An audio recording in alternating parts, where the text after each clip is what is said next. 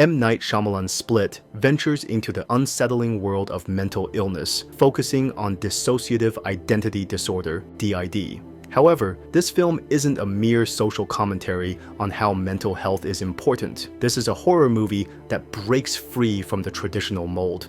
It doesn't rely on gore or VFX or even shock value to scare the audience. It takes a different approach completely. James McAvoy stars as Kevin Wendell Crumb, a man with 23 distinct personalities. I've never seen a case like this before. 23 identities live in Kevin's body, who abducts 3 teenage girls. Shyamalan's direction favors a slow, immersive approach, letting the narrative's dark tension build steadily. McAvoy's portrayal adds humanity and terror to Kevin, creating a layered and sympathetic character amid his condition's horror. The cinematography mirrors Kevin's fractured mind, while the sparse score amplifies the suspense without overshadowing the story's psychological depth. If you want to know more about how Shyamalan bends traditional rules of a genre, I would recommend that you watch my previous video about Unbreakable. And as always, there will be some spoilers ahead, so be careful. The film opens with the abduction of 3 teenage girls, Casey played by Anya Taylor-Joy, Claire, and Marcia, after a birthday party. This chilling scene unfolds in broad daylight, heightening the discomfort as Kevin, embodied in his Dennis persona, incapacitates the girls' father and kidnaps them. Shyamalan's choice of a seemingly benign setting juxtaposes the horror of the girls' capture, establishing an unsettling tone for the narrative. This moment introduces 2 pivotal elements, Kevin's unpredictability and Casey's reserved, observant demeanor. While Claire and Marcia react with frantic fear, Casey remains composed, quietly assessing her captor and the dire situation. This response suggests her own traumatic history, which the film later delves into, distinguishing her as a protagonist defined by a survival instinct shaped by her past experiences. James McAvoy's portrayal of Kevin's 23 identities serves as the emotional core of Split. At the center is Kevin, a seemingly ordinary man who, due to a series of traumatic childhood experiences, has developed a range of alternative personalities, or alters, many of whom are psychologically stronger than he originally was. In this movie, dissociative identity disorder can alter not just a person's mental state, but also their physical form. Kevin can alter his body with each personality switch, resulting in some personalities requiring glasses for their OCD, while others need insulin shots. Who Kevin is at any given moment depends on which personality steps into the light, typically controlled by the dominant persona known as Barry. The primary personalities include Dennis, Patricia, Hedwig, and Barry. Dennis and Patricia, referring to themselves as the Horde, represent the darker side of Kevin's psyche.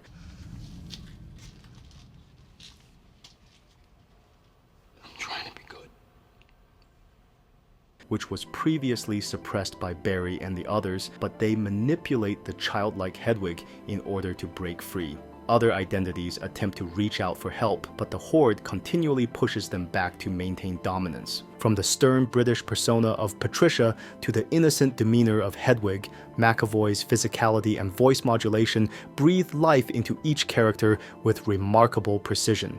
In an early scene, Patricia confronts the girls after they have been confined in a basement. McAvoy's calm and controlled performance as Patricia is disturbing and unusual, breaking the usual image of a captor and showing the complex nature of Kevin's identities. However, Hedwig emerges as the film's most memorable identity. His mannerisms, playful, innocent, yet oddly sinister, create an intriguing mix of vulnerability and danger when he interacts with the girls. These moments highlight Shyamalan's ability to balance humor with suspense, as Hedwig's childlike trust in Casey offers fleeting glimpses of hope amidst the prevailing terror. His attempts to impress her with his dance moves add a surreal layer to the tense atmosphere, serving as a powerful reminder of Kevin's broken mind and the deep tragedy of his disorder. While this is Kevin's body, his original personality appears disconnected from the chaos inside. When he finally becomes aware, he begs for his own death, showing that even though Barry and the others may seem like the good guys,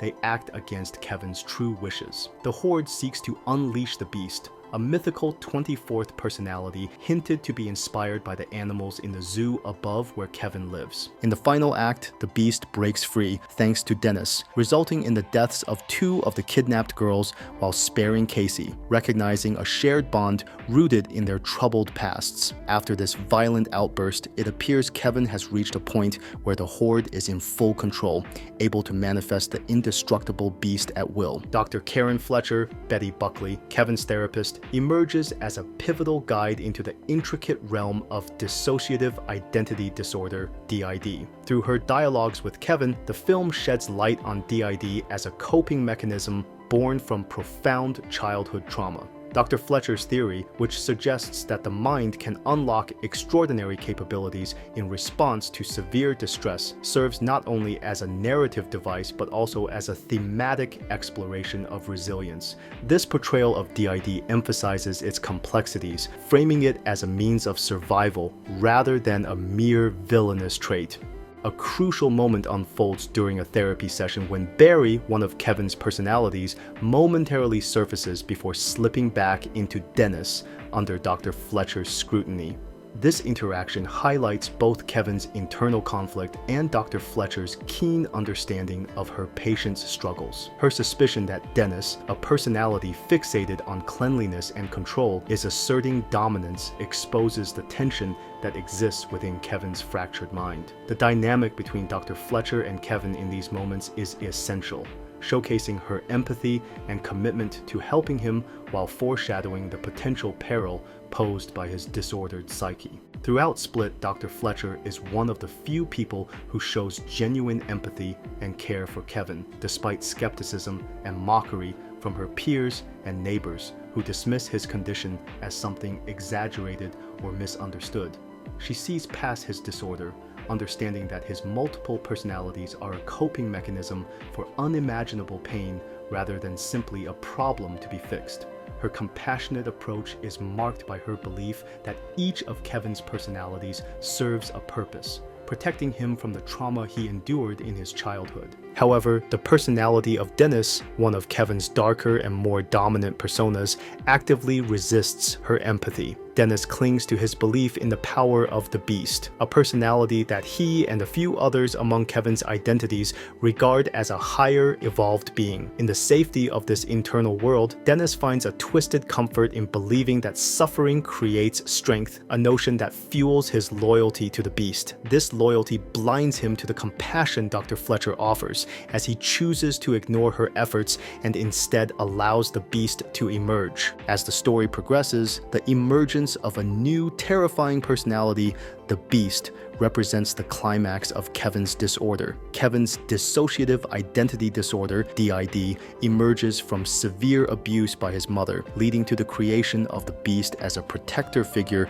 within his fragmented psyche. This beast persona is shaped not only by Kevin's traumatic experiences, but also by the collective belief of his other identities, who see him as the ultimate evolution of what they can aspire to become. His character draws from Kevin's experiences working at the Philadelphia Zoo, where he closely observed animals and their behaviors, which influenced the beast's inhuman features, like climbing abilities, heightened senses, and an imposing muscular physique. The beast represents more than a mere guardian for Kevin. He acts as a judge of those he considers unbroken, people who haven't endured trauma. His violent acts are driven by a twisted moral philosophy. He holds trauma survivors, or broken people, in high regard, viewing them as possessing a unique strength and resilience that sets them apart. Conversely, he sees those who haven't suffered as inferior and worthy of punishment. Casey Cook is shaped by a dark and tragic backstory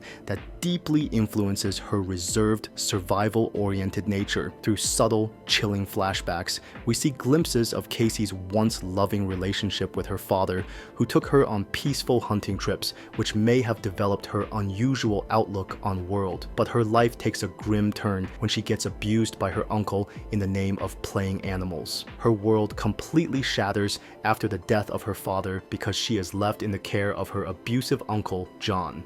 This hardship builds a quiet strength in her, teaching her to stay unnoticed, trust no one, and keep a low profile to survive. In social settings, Casey is quiet and distant, often staying on the edge of her classmates' groups, choosing to keep to herself rather than join in. This guarded demeanor sets her apart even further when she and two other girls, Claire and Marcia, are abducted. While her fellow captives respond with visible fear, Casey's trauma has prepared her to adapt and read situations with caution, allowing her to approach each of Wendell Crumb's distinct personalities with a tailored response. Her interactions with the childlike Hedwig, in particular, reveal her ability to navigate potentially dangerous encounters with empathy and care. The film's climactic twist, the Beast's decision to spare Casey upon seeing her scars, reveals the tragic irony of her survival. Casey's resilience, forged by her painful past, is ultimately what protects her. This revelation adds emotional depth to Casey's character arc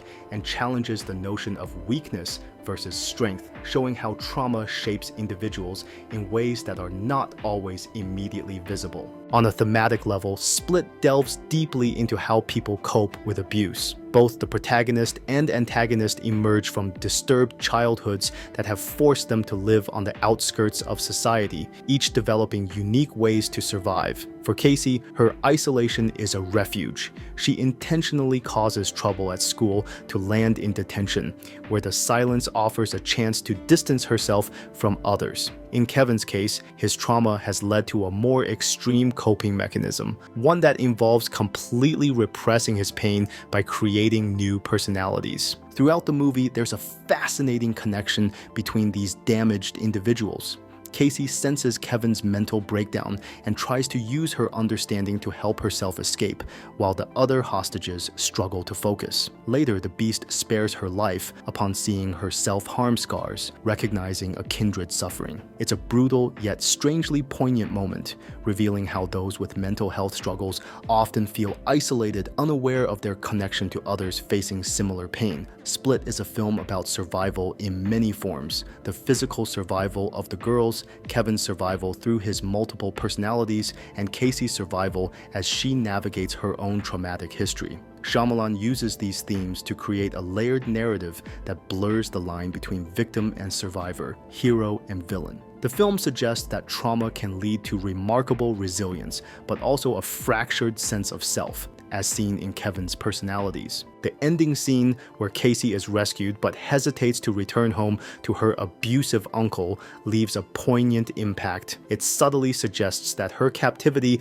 might have given her a renewed sense of strength, hinting that she might now face her trauma instead of retreating from it. This open-ended conclusion highlights the film's thematic complexity, posing questions about the true nature of survival and strength. Shyamalan's direction in Split is marked by a careful balance of suspense and psychological depth. He employs long takes and minimal camera movement, letting the characters' emotions drive the scenes. The film's setting, an underground lair with dim lighting and tight spaces, mirrors Kevin's psychological confinement and intensifies the feeling of entrapment. Shyamalan's use of lighting, often casting shadows on Kevin's face, visually represents his fractured psyche, creating an atmosphere of suspense that keeps viewers on edge. The color scheme in Split is notably muted, dominated by grays, reds, and browns, which reflects the bleak and unsettling tone of the story. This grounded visual style makes the supernatural elements, such as the Beast's abilities,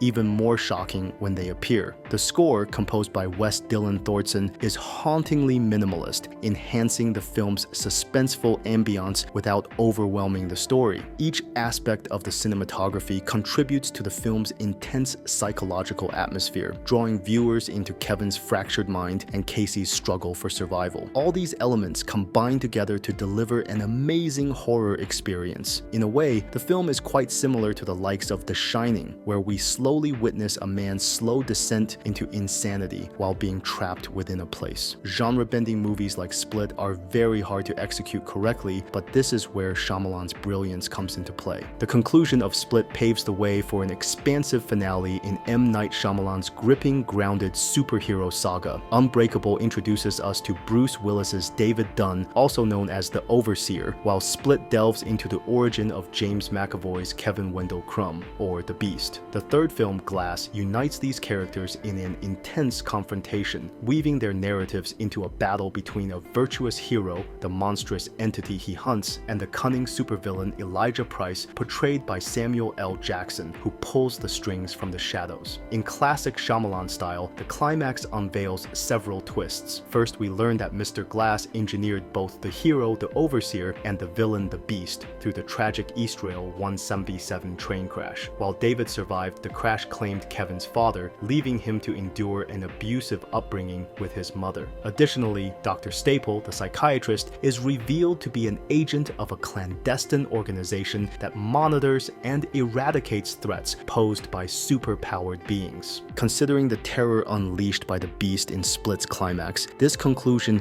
may indeed be the most compassionate resolution for both Kevin and the world. The film's twist, revealing Split as part of Shyamalan's Unbreakable universe, is emphasized by a brief scene in which David becomes aware of Kevin's existence, reshaping Split into more than just a standalone thriller. We would discuss more about that in our next video, which will cover the complicated character of Mr. Glass, so make sure to subscribe to the channel to get notified of every upcoming video. If you've stayed with us this far, then please leave a like and comment down your favorite fan theories about Split. I will see you in the next video. Take care.